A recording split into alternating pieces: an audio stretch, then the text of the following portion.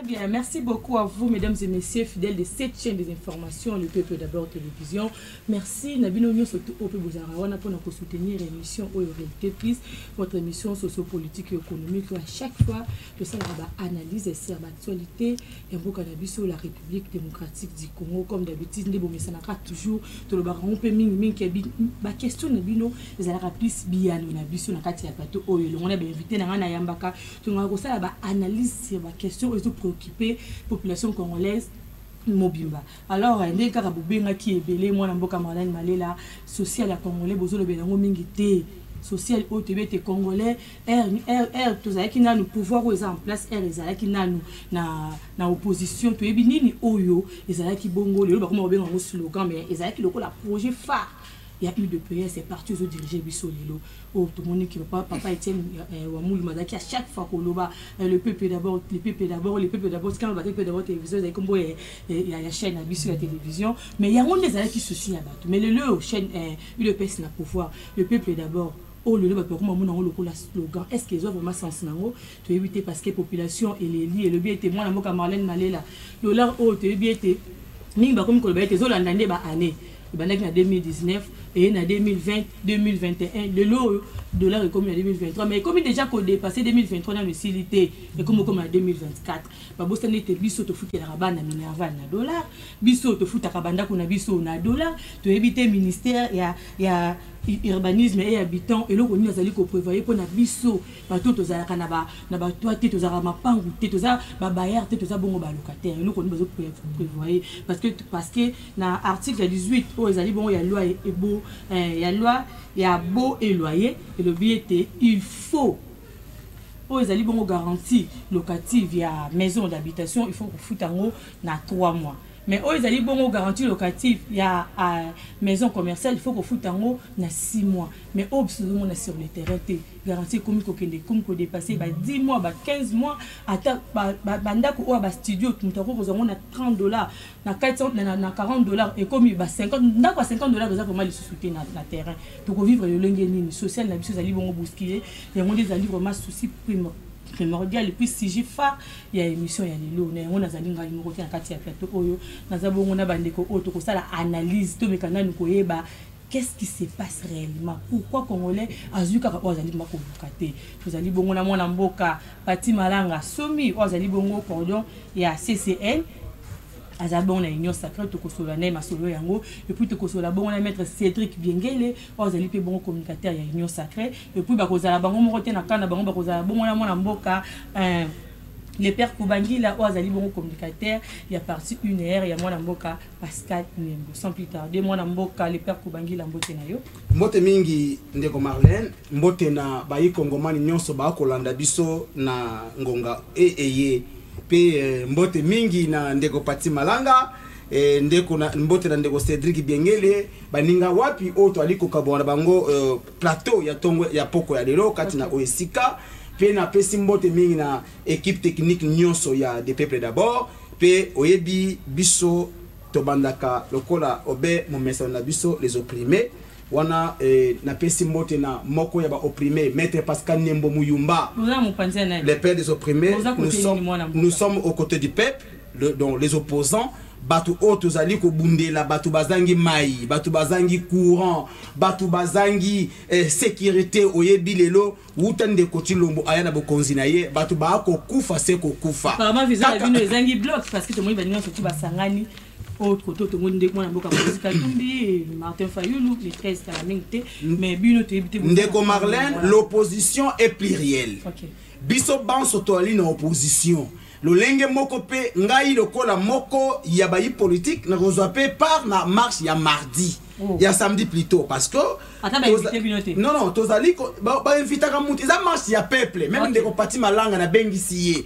même ndeko Cédric na bengisi bango parce que lelo vie chère yozo bika vie chère te osobika yango n'est-ce pas insécurité tala depuis ndoti lomboya kaleo na kaleye kaleye batu bakufi 170 mais pas c'est pe bazo kunda batu na fosse commune un gouvernement bazo kunda batu na fosse commune alors biso ba opprimé et longona maître Pascal Nembo Muyumba ndeto lobaki musala na biso ezali ya ko sécuriser ba congolais yango pe bongo na liko pesa mbote na mwana mboka Louis France Kuzike Santotila oya uta ko regagner mboka 2 jours passés parce que azaki na mobembo azongi mboka na pesie mbote pa azali mais kasi ndoma netila lobelo ko moko mukanda oyo oyebi yango malamu s'il vous plaît na cité kaka wana okolobango na parole na kopesa merci beaucoup banga te tozana bino ana mais mwana mboka sidi bengele mbote na yo Mote Ndeko Marlène, Réalité Plus, n'a pas si peu mote na ba amoureuse sur l'émission Oyo, ba congolais en général.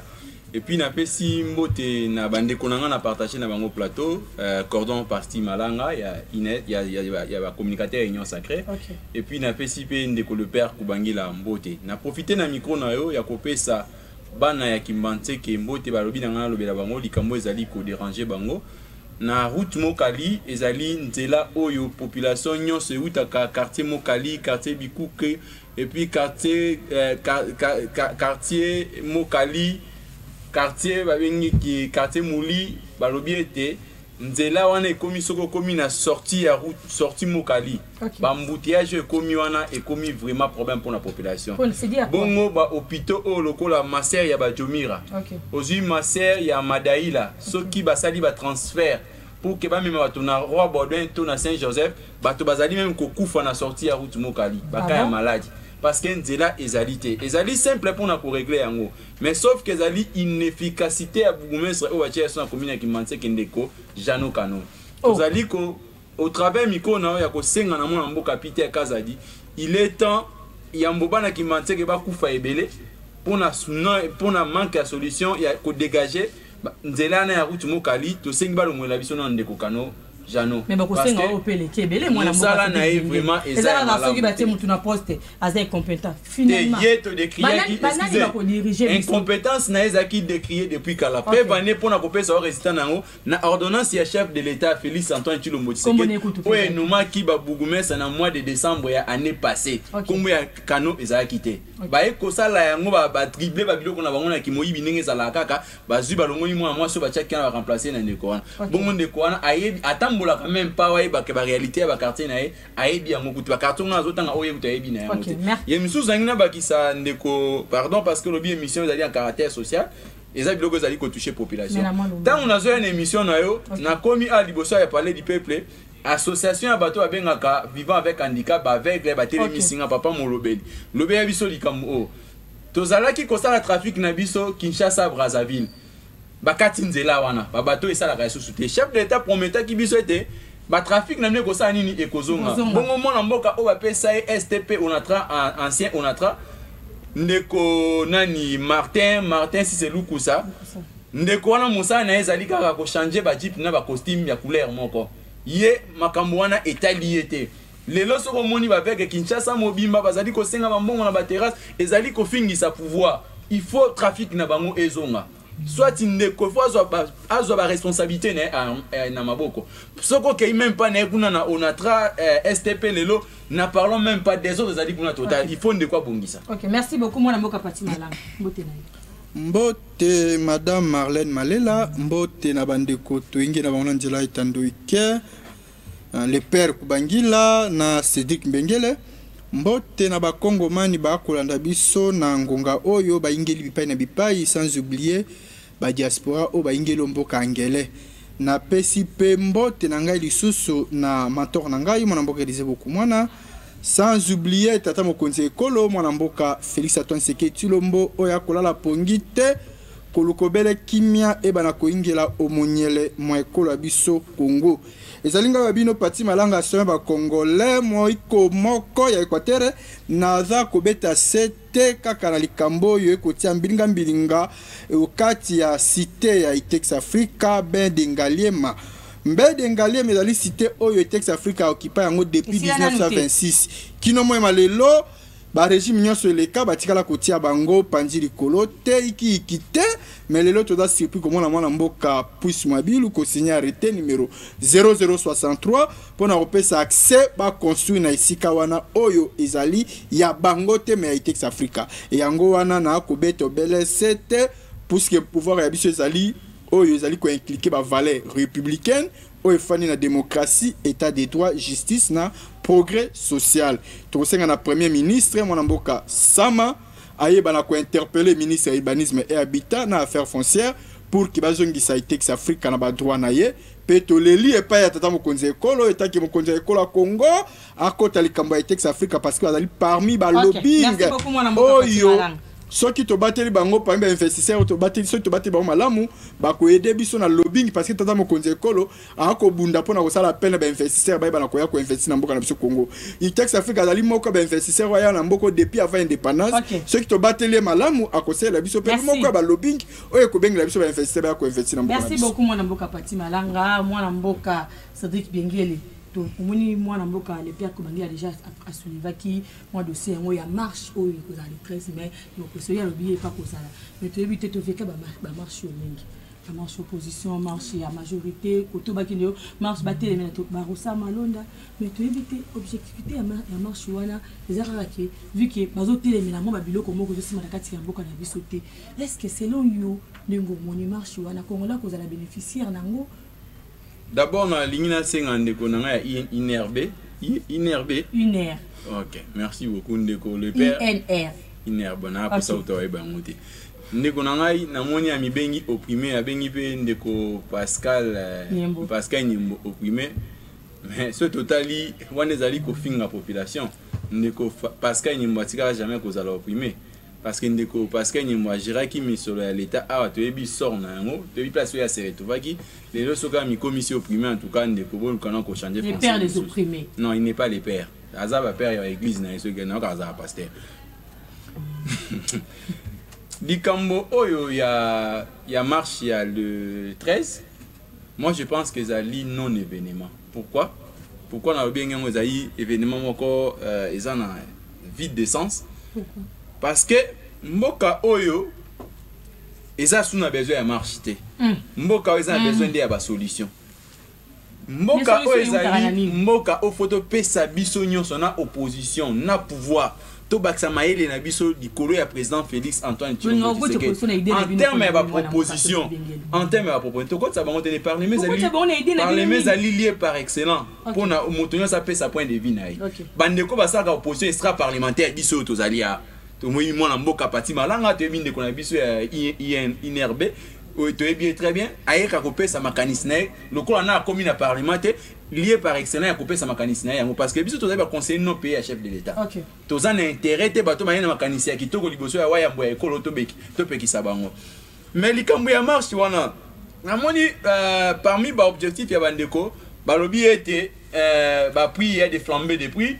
Et puis, le lobby était souffrance et Mati Makasi. Namoni était biloko ebele puis bazali ko déclarer sur organisation ya CENI. Nandi ko répondre na moko. Lelo eloko o tozali ko benga. O biso nyonso ba Congolais tozali ko souffrir nango awa. Flambée de prix. Toye likambu ya babi était pauvreté et mati lisusu makasi.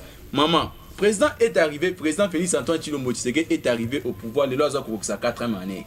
Na 4e année bilongi nyonso onga na moni wana bantu wakinde ko mona mboka Joseph Kabila président sortant. OK.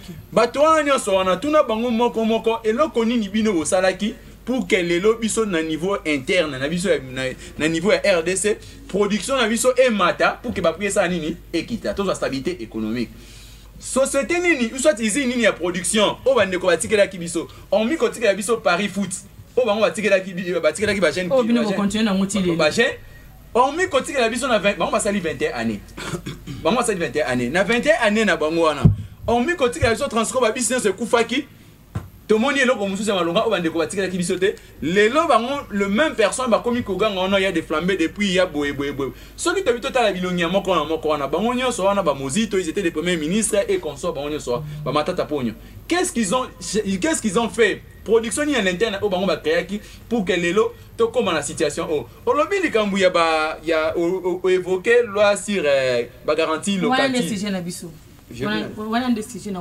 Ok, merci beaucoup. Okay. Moi, je pense que lelo mécanisme olé à marche par conséquence en ezali ville ko za paralysé misole ko tate na caisse à l'état et ça déjà manque à gagner pour na mboka parce que activité ko ça la tête par exemple je donne ceux qui ont la réussir soki ekosimba parce que bango bazolanda biso nde tosalaki na stade de martyr mais oyo bango nayebi te ekosimba te soki esimbi sache que journée wana baactivité toza na démocratie mwana mboka c'est bingele mwana mboka le père Kubangila marche oyo tomoni ete congolais pa lembi na ye tomoni association ebe tokoma bengo association omona groupe oyo soki oyo alongwe oyo aye awa ekomi osala lokwa chemin en flèche lo tomoni mwana mboka Moïse Katumbi mwana mboka Martin Fayulu Matata Ponyo basangani bloc marche eza les 13 congolais ça s'attendre la nini na marche wana tandis que yazolela côté au dollar akomata social les autres simbaté mais marche wana et quoi porter les congolais. Merci beaucoup ndeko Marlène na ningi na rappeler na ndeko nanga Cédric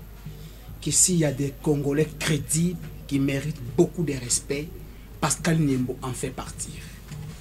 Peut-être Ayoka Kombo Pascal Niembo na télévision, mais il n'a jamais fréquenté la personne. Mais le jour où Cédric, mon frère, aura la chance d'être en face de Pascal Niembo, il dira que ce monsieur mérite mieux que même son président qui le soutient. D'ailleurs, je n'avais vu même Kombo Naïté, comment il s'appelle, il y a Madame sur G24. Donc, groupe de 24 voleurs. Là où c'est là où il fait partie. Non, G24, c'est moi, Mboka Doukoulas. Je suis de l'Union sacrée. Voilà, donc, président Doukoulas, le député voyou, c'est lui qui a agressé un jeune. Je me demande, ce qui est là qui, un jeune a bêta qui s'est député voyou Makofi. Mais les autres, ceux qui wapi. Mais comment, chef Naye, a bêti Moutou Makofi, tige les lots azali inquiété. C'est pourquoi je demande na procureur général près à cour de cassation, il y a pas que près à cour de cassation que aïe bana commettre maboko na yé sur Jean-Marie Lokula. Vous savez, il y a certaines d'abord quand on appelle quelqu'un honorable, quels sont les critères pour appeler quelqu'un honorable? Est-ce que quelqu'un qui ne sait même pas s'exprimer en français peut-il être appelé honorable? Est-ce que quelqu'un réellement qui donne le coup sur un Congolais? Tu comprends? Donc est-ce qu'il mérite vraiment d'être député? Non, non, je l'ai dit. Mon frère, les défenseurs des opprimés. Oui, non, j'en viens. Un opprimé congolais a coûté le père Koubanya Nzela Naye. Jean-Marie Lukulasi, ce qui va kokangayete, n'a kotika Jean-Marie Lukulasi, parce qu'il doit dédommager ces garçons. Je viens. Pascal Niembo, ok, na CSC, Centre d'expertise de matières précieuses et semi-précieuses, tout na. Lorsque mon président, le père des opprimés, a continué na structure ouana, quel est le salaire, les combien et comment? Na CSC, $800. Pascal Niembo, tango zalaki na anti-fraude, azali mutu oyo a pointé du doigt Kagame pour dire na tribune des Nations Unies, s'il vous plaît. Alors, Kagame est en train de construire son pays. Non, je vais répondre en 2 secondes. En 2 secondes. C'est-à-dire que non, Pascal Niembo mérite respect et considération. C'est un Congolais, c'est parmi les Congolais qui n'a jamais trempé dans des draps sales. C'est Pascal Niembo Mouyumba, mon maître. Je reviens à ton sujet. Marche, il y a les 13 mai. Oui, c'est qui nous Cédric Biengele. Après qu'on contredire, moi je comprends. Aza Kouya, il n'a jamais fait l'opposition. Je crois que qu'on a parti malin à Kouyeba. Ce qui les sans les marches, Félix ne sera jamais au pouvoir. Les mêmes gens, les Godin Poi, les Lambert Mende, les Pius Moabil ou autres qui les locaux de Texas Africa, Bandaki Kofinga, Bison Nega Cédric Azofinga opposition Lelo. Mais aujourd'hui, les mêmes Tshisekedi n'a pas parti malanga oyo wango Gaza kana banzela, les ba comme na pouvoir, mais parti malanga oyo nyokwama. Na esika ba nomeye, ba ko kende ko nommer la puce Moabilu, ba Lambert Mende, ba Gilwano, o bazali ko lia pouvoir ya lobby. Au moins l'injustice, yango mon pende ko Cédric ali ko critiquer biso ba. Yango bolingo ko tourner na système wana marche mona. Ndeko Marlène. Papier mouchoir lelo. Ndeko Kabila atika yango na 250 francs congolais. Les commis 500 600 francs. Maï, et ça 300 et comme 700 francs. Qui est ce Congolais aujourd'hui peut se taire face à ces flambées de prix? Avant de Kimia, à moins que tu sois complice. Les lots pour y transport na Congo et Yebanité. Les lots sont qui na 5 000 francs. Bon, les ateliers aux amons à moi si. Et vous voulez que face à cette situation, tu vas en tout cas ma boque autour de la nenge qui est de continuer le mari qu'on sacre à la Congolais? lelo insécurité na est ya mboka na biso soki mboso ali ko reconnaître koloba ete même fleuve Congo régime ya Tilombo eza à mesure de ko sécuriser yango. Mais que voulez-vous? Que voulez-vous, madame? Lelo oyo ndeko Tilombo azui na seni il y a presque 8 membres. Il y a espace moro linguistique. C'est que la loi interdit. Ndeko Kadima azali membre ya IDPS. Mais je te dis, madame, biso yango mo biso di non. Tokoki ko kendete na kobeta ndembo oyo arbitre azali na ngambu déjà oyo ya mi poneli. Yango moni match oyo za lokola match ya RDC na Mauritanie. Mauritanie avec déjà na soutien arbitre. Ata ba kambo a touché na ye défenseur te a opesa ye rouge. Yango te lobi te tokoki ko cautionner yango te. Nde na boye mukolo ya poso. Nangonga ya 8 heures to bengi ba kongomani nyonso bana ya matete bana ya moamba tozala wana mobondo tozala wana meke totondisa banzela na souci na baso ki congolais kozala bénéficiaire na nini. Merci beaucoup. Congolais kozala bénéficiaire parce que na 2024 toko lukaso soute que notre vivre hold up électoral et puis to sali marche wana tango vie cher et kozala soute et kozala bongo bénéfique pour na bayi mboka bayi congolais. OK, merci beaucoup. Moi mboka Fatima Langa. Parce que les pères Bangila na moni na terrain. Merci. Congolais azoko vivre makambo wana te. Dollar et mati donc courir comme il passe, mai passe, mieux sauter comme il passe. Ya ngoni bango réclamation na bango nzela. Merci beaucoup maman Marlène naza koloba ndo ezali bosolo liboso ya ba Congomani. OK. To boité na ba opposant ba marché, eza droit na bango, pe ezali droit constitutionnel. OK. To ko privé bango te ba manifester ozali droit na bango. Mais biso tokoloba ke ezake tozali na année babengi année électorale. Lukola toza déjà na année électorale.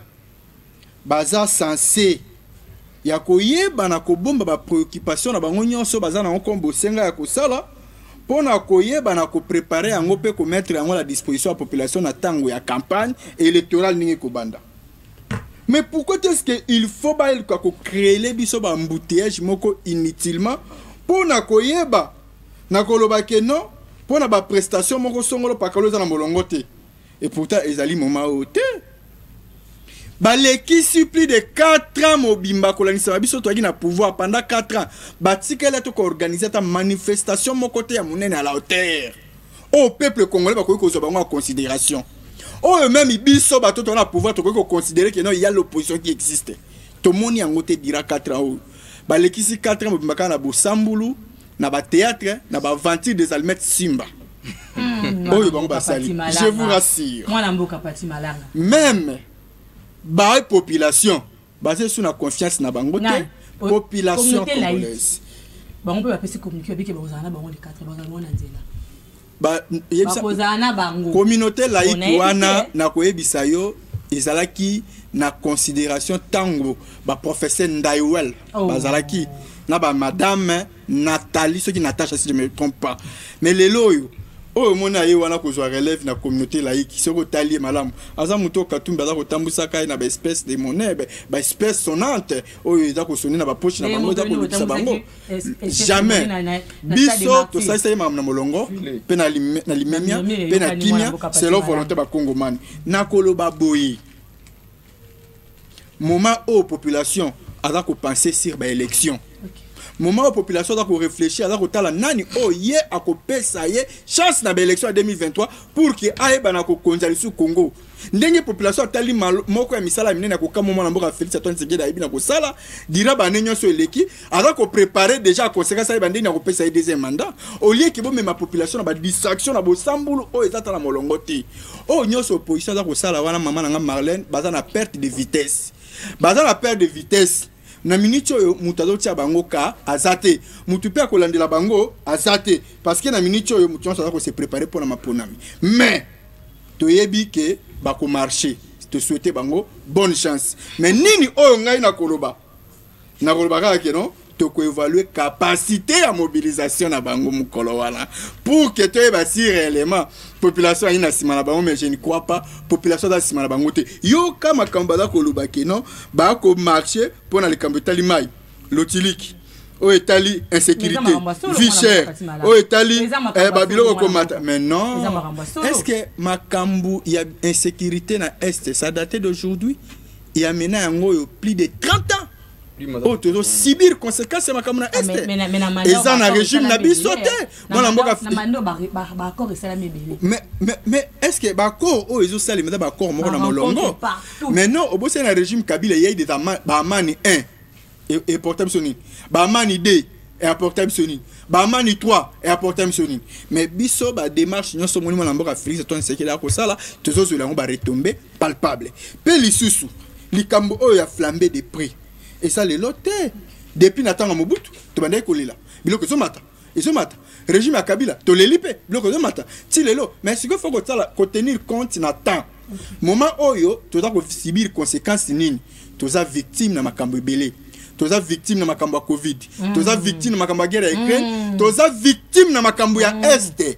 Na minute oyo l'État congolais a censé ko débloquer mon solo pour na ko soma ba armement, ba munitions, ba tennis, ko yeba ko nourrir, ko vêtir ba nouvelles recrues, ba nouvelles recrues recruter. Tout ça, ça demande des moyens. Yango moni mon solo belé. Et tant que tu as la chimiate na Congo, surtout na partie est, aussi sur la stabilité économique, tu as la difficulté. Tu as le contrôle, peu importe ta budget, parce que il faut qu'il me quota pour que ma camion tout est sur la molongo. Maintenant, on va faire Kadima. Alors, Kadima, mais c'est faux, et faux, maman Marlène. Kadima Zala qui élit par le confession religieuse. Parmi les 8 confessions, 6. La seule qui choisit la pas Kadima. Les 6 confessions, on a des IDPS. Bah, chef de la confession de c'est la distraction pire et simple. Et le Congolais comme il connaît là. Et belé baleli, et belé babengi, et surtout si on est au Talibongo, il y a une loi locative. Loi ya beau éloigné. Oh, ma Congolais ça dit qu'on souffre ni article 2018 et article 18 plutôt, yango et ça dit qu'on l'a qui ça a été, il faut ma garantie locative pour les années 3 mois et puis il y a maison d'habitation et puis maison commerciale et ça a bon il y a 6 mois mais les locaux on l'a vu oh on a vivre dans terrain il y a un côté tu éviter pourquoi pour l'on et ça toujours caca na respect na côté parce que c'est pas respecté apparemment c'est quoi maman Marlène oebi ba nani ba bengaka ba ka été mobeko soki bozali ko appliquer en ngote et commis ba loi moko morte. OK. Donc tant que tokela ka mibeko il faut plutôt landela ka ndenge nini application nango sali. Soki otangi la loi sur la garantie locative, loi sur les baux et loyers na République démocratique du Congo, loi nezali ko souffrir lelo na exécution nango parce que ba lobi était ba habitation commerciale ba tia yango na 6 mois. OK. Et puis bah maison il y a habitation il y a usage il y a bandako ezali na montant il y a 3 mois. Donc c'est-à-dire soko futaka $100 il faut payer ça fois 3.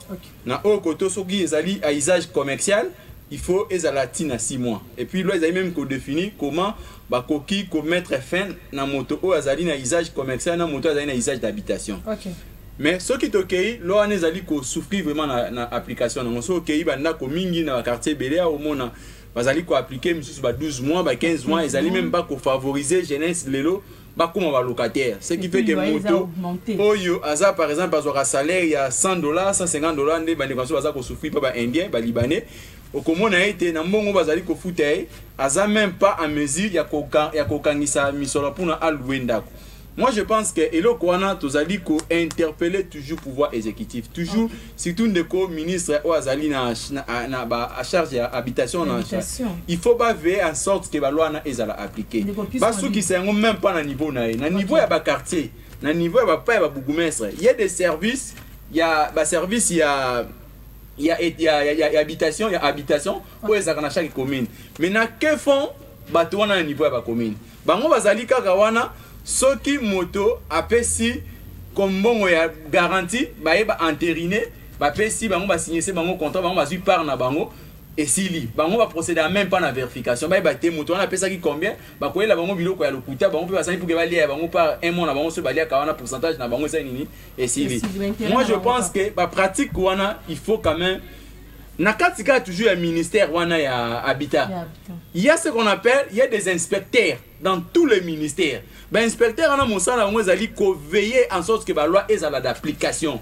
maintenant que font les inspecteurs na niveau ya ministère ya habitat ils sont là bango bazalika wana moto na moto soka azui par nae c'est tout il y a population etali bango te parce que population zali lelo ko souffrir parce que parmi biloko oyo faut pouvoir to pas protéger ka ezali moto fois là la besika ya malamu moto fois za ba santé ya malamu qui dit santé il faut avoir des hôpitaux qui dit habitation étant donné que l'état na biso tozana ntokuti politique ko bato ba précédent ki biso bazaki na critique wana te ya kotonga habitation ba maison d'habitation à l'état parce que partout au monde vous verrez quand vous allez par exemple dans un pays local la France na majorité ya bandako ya ba locataires ezali ndako ya l'état c'est-à-dire vous avez même pendant la Covid-19 vous verrez na France l'état français quoi le gouvernement français appelle ça qui le gouvernement français appelle ça qui même personne va vivre na balabala logement. Mais pourquoi pas chez nous ici, on n'a pas cette culture là. Il y a des espaces vides, l'État aussi peut procéder pareil. Il y a comme locataire. Mais politique, on n'a pas, bon, je veux dire que on n'a pas hérité ça, n'a pas pouvoir précédent qui biso, tu vas préférer que ton plus bandaku ya bangomoko que bandaku ya l'état. Moi je pense que ce sont des histoires qu'il faudra ya ko revoir yango. Et puis que ça là en sorte que ba loi na fait à l'application parce que population ça ko souffrir. Population ça ko souffrir moi na mboka l'éclair ko bangila, population zali ko souffrir le to moni vraiment ba garantie locative auto ebité ndenge selon l'état cause à la 3 mois et puis 6 mois mais le lot oyo population ko vivre na li ya beauté. Merci beaucoup, Madame Marlène. Oyebi, dans ces pays, nous avons connu des gens. Mon frère Cédric, c'est un homme sérieux.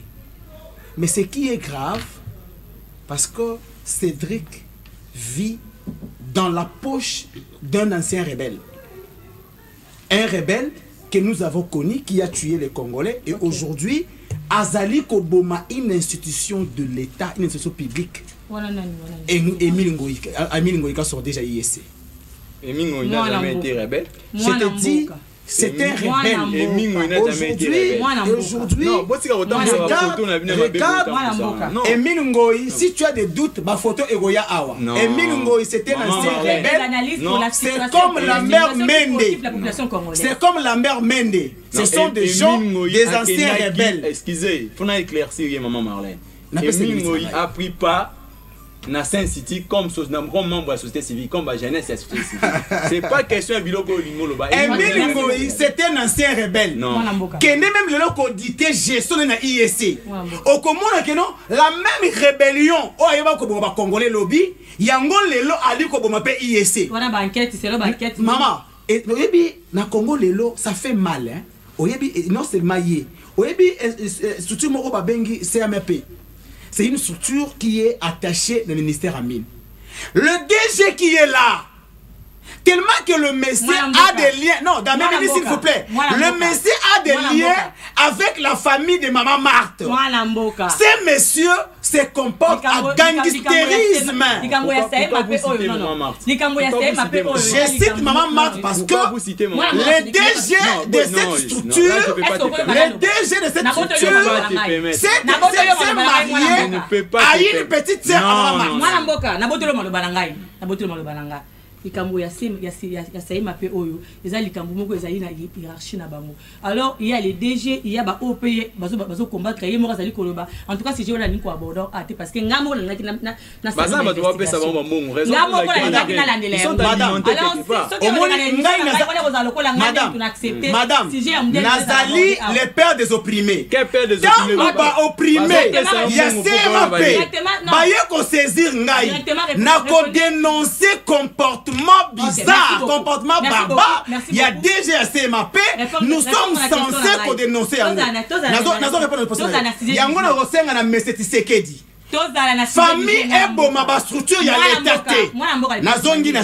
Institution président de la République. Madame, institution président de la République. Dans un pays où la loi existe, l'on ne peut pas vivre ce que nous sommes en train de vivre aujourd'hui. Le Congo est le seul pays au monde où individu batelemela l'État. Mobeko esalema koloba ete pona ba maison et habitation et garantie locative il faut ezala na 3 mois. Ba maison commerciale ezala na 6 mois. Mais lelo oyo, je te dis des garanties locatives ezokende na ba 10 mois ba 12 mois. Et là, il n'y a aucun député ni provincial, moins encore national qui fait mention à cela. Les Congolais en souffrent.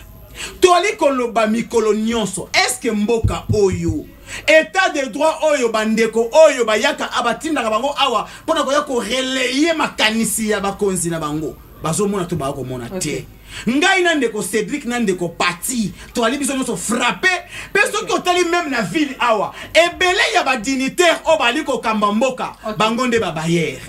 Donc bazaba tu ya yambo oyo bazali ko bafouer mibeko ya mboka na biso yango ndeko Marlène to ali ko sengabu yango moni tina ya marche ya 2000 ya le 13 ndeko Cédric atali ngai ka sala raccordement frauduleux koloba ete batu ba ko nyoko mate kasi na sepeli elo komo parce que suka na ya lobini a lobino batu ba ko nyoko ama pour la situation oyo ya augmentation ya garantie locative. Alors batu nyonso o ba ko nyoko na augmentation ya garantie locative bali ba opprimé ndeto ali ko benga ba opprimé wana mukolo ya le 13 ba ya to na ndeko tilombo ete insuffisance et incompétence au sommet de l'État et comme une asuka yango, il est temps pour que notre qu'il cède le fauteuil à une autre personne afin que le Congo de Lumumba, le Congo de Pascal Niembo, le Congo de Louis-France Kousikessa, le Congo de le père Koubangila recouvre encore sa belle robe. Moi je rapati malanga. Loi o to ebiete batu ba même on a parlé mais c'est qui va député. Ba mimi on a 2020 et pour 2021 yango wana ezalaki bongo plutôt monaka na 2021 na novembre basala ba marche ba vulgariser loi wana partout basala makambo ebele na terrain mais lelo oyo to ebité est-ce que ba inspecteur ka po balandela comment si réellement bato wana bazali ko respecter ndenge mwana moka seki benga otu koloba ou bien bango ka ba ya basala musala batika na bango bongo. Qu'est-ce que l'État congolais peut faire pour que makambo oyo etambola ndenge longo bani? Merci beaucoup. Na osepela po pesa ngai même tas d'antenne ndengo pesi na les pères Koubangila. Merci beaucoup. Osala ka ba parti prité ozo sala ka wana biso to ba mukie ya lo ba repela. Ya na minute na yo. Na lobby boya vana kota na pre wana ya makambo etali loyer locatif. Na oki a cité kombo ya Mama Marti paraîtrait que DG wana abota soki na mwana ya Mama Marti ndeye mutu aza ko sala ki intoxiqué DG wana ça ba n'importe quoi mais c'est faux et archi faux. Ce n'est pas dit que boti na mwana ya Mama Marto boti na famille moko présidentielle nde oza na monopole au keno ça va n'importe quoi. Non, ceux qui posent na ba élément na bino tangible eux doivent prouver que DG wana da coupable mais c'est le moment yango yo ya ko saisir procureur pour que ba il comme ya ko interpeller pe ale kana justification o ko sala que ceux qui azali coupable ou pas ceux qui sont coupables aye bana ko subir justice sur la coupable te ba quitter au lieu que bokindaka na yango na ba intermédiaire ko tanga ba kombo ya batu moko boy oh même aye biata mutu na makolo ya makambo o DG wana personne ada ko sala te et ami baleta ngolo ba que chef de l'état a une insuffisance ya gestion au niveau ya sommet à l'état mais c'est faux. Le père Koubangila na no dirigeate na no dirigeate em soit na foyer no moko madame na bisinga bi otiake mal à l'aise là nyoso tout ozo ko kana ko dirige ko tiana nu kimi na foyer na ote ozo tsela ngande ko nga mosi mal à l'aise bongo nde Congo ko ko tia ngo kimia tika biloko musubolo bakawana mwana mboka Félix Antoine Sekedi na été akutaki Congo et ça na été le comité c'est encouragé à féliciter à l'accès à celui qui a dans la volonté les lozo tambolo zo le kana média oza ko loba n'importe quoi na combat tata mo conseil kolo mutako simba azate mission si le télémoki to dara na opposition les cas finga Kabila après mission ceux qui sont aux andengene pesa Félix merci pe tombele sur longonya na mokako swa na likambo etali loyer naza na pouvoir mais na olinga makamisi tambo na molongo il faut naibisa le père Koubangila que la responsabilité est partagée biloko na kolukate kotia na mutu atata mokonzi ekolo ministre de tutelle azali ministre urbanisme et habitat o azali censé ya ko kende na suivi liboso na ba service waye pona ko landela pour que ba na ko respecter moko ya ba procédure o ba na ko loba ke non loyer locatif ezali fixé na 3 mois, loyer locatif commercial ezali fixé na 6 mois, habitation 3 mois. Et ni ne za ko sala ke procédure wana ni ne za ko sala ke disposition bazwaka ezala non respectée. Okay. Et c'est là où maintenant nous devons se poser des questions. Cela veut dire que ministre urbanisme na ba service na ye bazozala incapable ya ko répondre na moko ba mesure o ba yebaki na kozwa. Donc cela veut dire que il faut même qu'asko ko revoir service na bango pour que ba leka na ko répondre na demande o ba yebaki na kosala pour l'intérêt du peuple congolais. Wana la ko dépendre na bango parce que ba inspecteur na ba service na so bazalaka.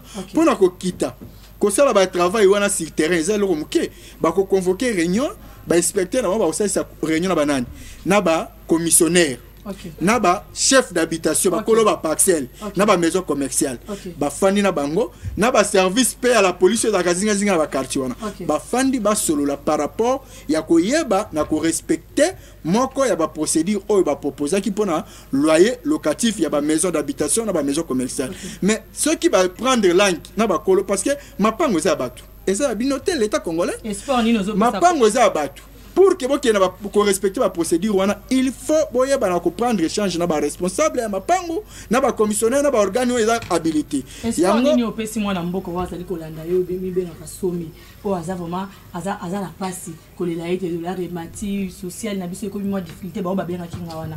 Malbani espoir yo kopesa. Na ko ebisa na ba Congomani que ba na ko sala toujours confiance na mwana mboka Félix Antoine Tshisekedi. Mwana mboka Félix Antoine Tshisekedi a eu pouvoir un certain le 24 janvier 2019 nous a prêté serment. Mais comme dans le mois de mars, avril, mai, tout ça qui tombé victime dans ma cambo to yebaki même pas.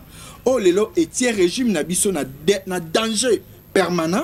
Oh yoke et sali ke bomo na lelo oh yo ba flamber des prix dans sale ma parti par là. Mais ça biso mon côté. OK na Brazza au komona yango na Kenya au komona yango na Centrafrique komona na Afrique d'ici peine na Europe partout. Baza kolela. Et surtout que biso na Congo awa to importa kaka mete exporta kate lukula to importa kanyo se utaka libanda nde eza ko tia biso na difficulté maman Marlène mais naza ko rassurer moi na ba Congomani baso na volonté au chef de l'état zana yango pona koyeba na ko restaurer moko ya ba système ya malamu pona ba Congomani to continuer ko pesa confiance na moni na ba projet na ba programme zana yango et koyeba na ko biso na solution na o etali citation nyonso Congomani na za ko lekana yango toza ko bunda biso moko to tonga biso salo ya biso pour que et permettre la Congomani ali na kimia asomba pe na priya malamu.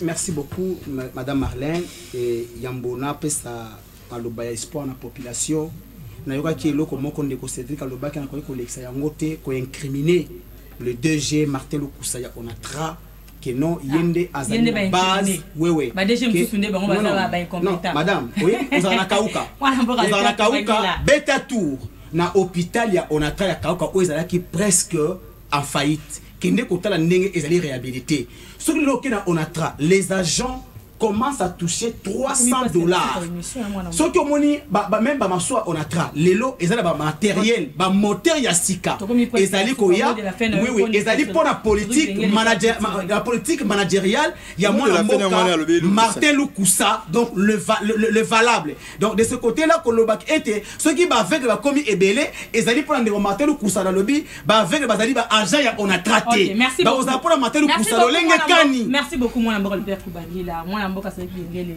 moni espoir ezana ya moya ko conclure na lingna mekampe ko recadrer ndeko nanga uti ko baba inconcrété mo balobi et ndeko mwana mboka professeur Emile Ngoïka Songo DG ya IEC DG les plus compétents ya ba établissement universitaire ya mboka na biso soko kele na kata IEC propriétaire comme na kata IEC na parlons même pas na bokama mi leadership éclairé ou bien leadership moko avancé ya mwana mboka Mingo Ikaso quand alobi était Mingo Ikaso fille rebelle peut-être tu te trompes c'est un peu qu'on s'interroger dans l'histoire et Mingo Ikaso a participé na Saint-City comme étant la société civile ce n'était même pas pour qu'Abundi Sambo Kaota tira ko za mindu kité peut-être que ne ko se renseigner aussi comme maman standing à Mabé Ndeko Jean-Paul Kapongo n'a rien à voir avec maman Marthe.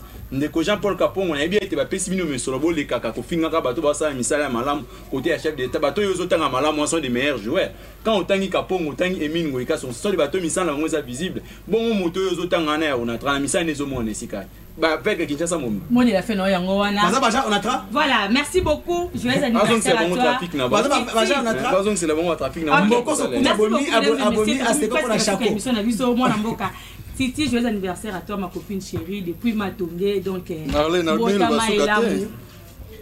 le basuka te. Bébé. Donc... Marlène, Abine le basuka te, Canada, le basuka fait un bataille le bamoko. Technique Mobimba, nous surtout Bozaki, on a pour accompagner. Bana les mettez, bapesi maman Denise, merci. Et puis, on a pesi merci. Centre féminin, la commune on a le Malissa. Tout le temps, on a le numéro pour ya. Ciao, invité dans la